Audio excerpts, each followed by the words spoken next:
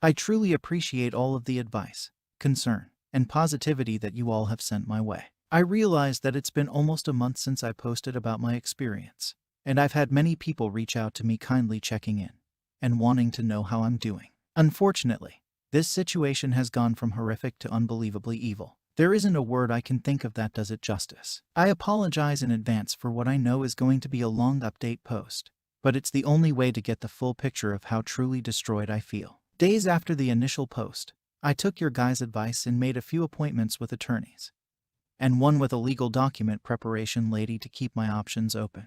My wife had no knowledge of those meetings, FYI.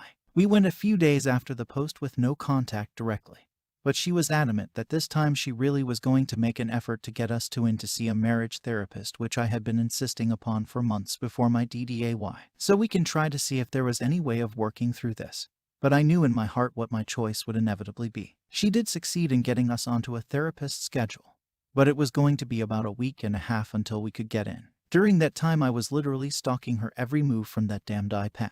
I was obsessing over it, watching every message come and go, checking Facebook, Snapchat, everything I possibly could. After a week and a half of scrutinizing every move she made digitally, I really had no further evidence, and I thought perhaps she was showing true remorse. When it finally came time to see the therapist, he sat us down, asked us why we were there, and I told her to tell him the story in her own words. She left out some of the details, but most of it was there, out on the table. The therapist turns his head to me after hearing it all and asks me, how does that make you feel about your trust in her? How does it make you feel about your marriage? I just shook my head in disbelief and shock, and instead of answering his question, I replied, if I don't say it out loud right now, I'm afraid I never will. There's no coming back from this for me. This marriage is over. The vows were broken, my trust is shattered, and I think the only thing left to do is to get a divorce. My gut wrenched, and she completely blew up into hysterical crying. I continued, I don't know what can be salvaged from this relationship, but the marriage is over.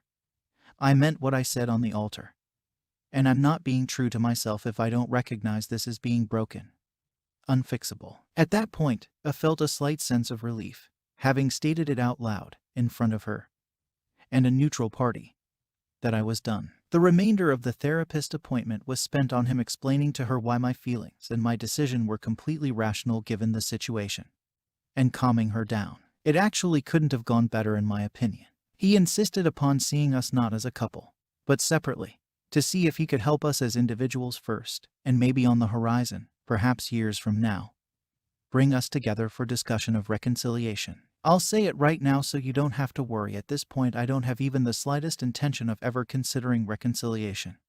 But at least in the meantime, the individual therapy might actually do me some good. Now, before I continue, I knew at this point I was about to embark upon a legal journey, which, if not amicable, could be disgustingly ugly and financially devastating to me, the breadwinner in a no-fault state. I've written all of this legal process out, but am omitting until things are locked in. Too risky to post online at the moment. The overarching point of the legal process is that I have to keep things amicable right now. Let's fast forward roughly a week and a half. By now, we've both had at least one individual therapy session each, and her narrative to her entire family is that we're ending the marriage because of the breaking of vows.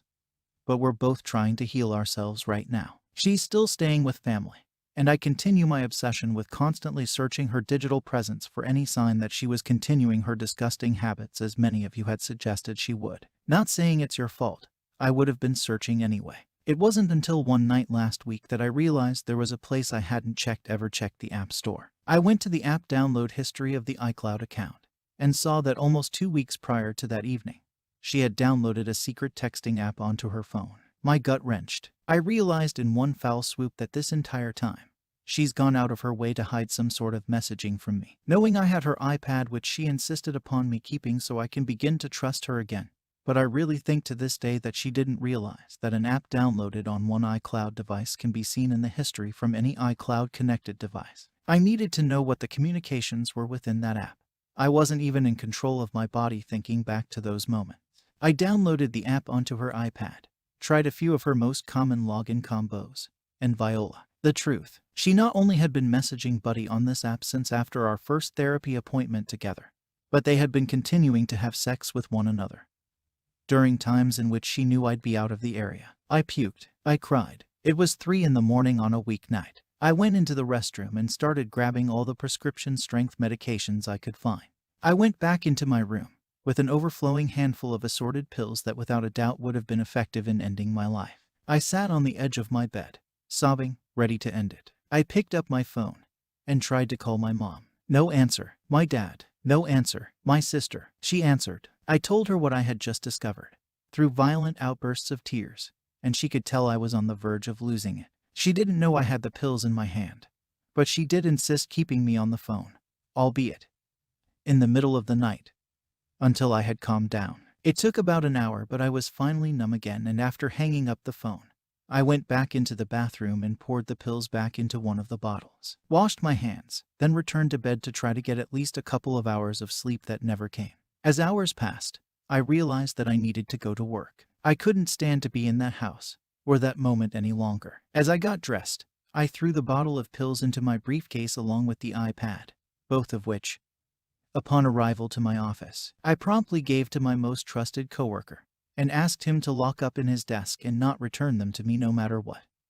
No questions asked. He obliged and gave me an understanding pat on the shoulder as I walked away. So now I've done it. I got what I was asking for, what I had been searching for.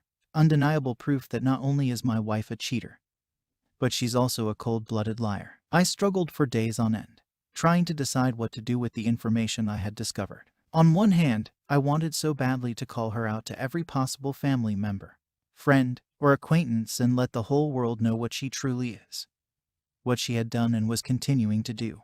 But I couldn't. I already have the process underway for ending the marriage, but there's still a time window where she could choose to get nasty and costly. As days went by, and more texts, calls, and attempts to communicate with me went unanswered, she finally went out of her way to stop by and check on me. I about lost my shit. During the encounter, I was purposefully very vague and seemingly indifferent to her. I didn't know exactly what to do. It wasn't until she lost her temper and started yelling at me for acting weird that I gave her a chance and asked her point blank, "Have you had any contact with Buddy whatsoever since that night?" Her response, "No, I blocked him on everything." I asked again, "Are you sure about that?" She adamantly proclaimed that she hadn't, and that he was gross and she would never do that to me. She could never do that to me. Then I dropped the bomb. "So what about this app? And what about this video I took on my phone of that app, showing the conversations you two have been having this whole time? The pictures you've sent one another, the plans you've made to sneak around based on my daily schedule." She collapsed onto the ground, sobbing, crying, begging me for what I don't know. I kept my tone indifferent. "So here's what's going to happen. I'm not going to tell anyone about this. And in exchange, you're not going to fight me at all about anything in the divorce process. I'm going to be fair, even though I shouldn't have to be. But you're going to be served with the divorce papers, and then do nothing with them. Otherwise, people will have to know about this situation and why it is that I'm being so unreasonable. Your choice." She left, and 2 days later, she was served. Since that day, I've kept my word and haven't told anyone outside of my immediate family members. But I know for a fact, find my iPhone, she has visited him every single night since then, at the house where he lives with his mother. Her family thinks she's going to Alcoholics Anonymous meetings every single night, but my screenshots of her location during the meetings prove otherwise. Seriously, why the FFF hasn't she changed her iCloud PW? I don't know why I keep compiling the evidence, but I do. I struggle right now with the anxiety of waiting for this period of time to pass until her right to fight me in court has passed. All the while, knowing her family thinks she's on the right path when that couldn't be further from the truth. In fact, she's lying to every single one of them. What hurts me the most right now is the injustice of it all. She gets to be around people, her family, and act like everything is on the up and up every day, and run off each night to have sex with him, then sneak home in the middle of the night to keep up appearances. All the while, I go to work each day, head home to an empty, mentally haunting house, and experience how it truly feels to be alone in every sense of the word. I'm past the feelings of ever considering self-harm, but these are dark days nonetheless. I'm taking everything hour by hour, day by day, until the day comes that I have the reassurance of knowing I'll make it out of this hell without my finances being destroyed, and officially able to completely leave her in the dust. What I'll do from there, I truly do not yet know. I'm just trying to survive until that moment comes. Thank you all for reading, and for your concern, advice, wisdom, and the courage you've given me. My one outlet in a time of nothing but feeling completely shut out by the world. I may not know a single thing about you, but I trust you more than I trust my wife without a shadow of a doubt. Thank you.